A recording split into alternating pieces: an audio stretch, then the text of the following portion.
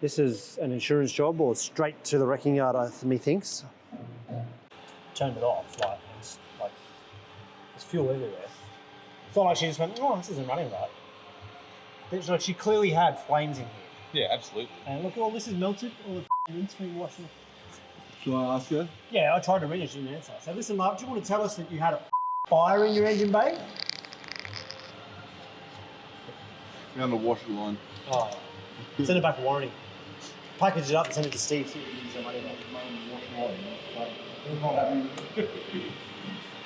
Everything, like the wiper cowling's melted. Look at that. Melted. Plastic melted. This is done. Who knows what else is melted back there, what got caught on fire. That's the breather hose is. Yeah.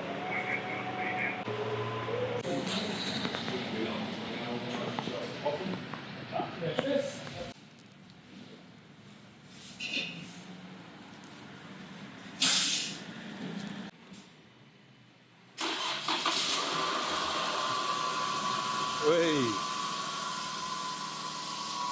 Could never tell. No engine light. Can you put that on? And we're good.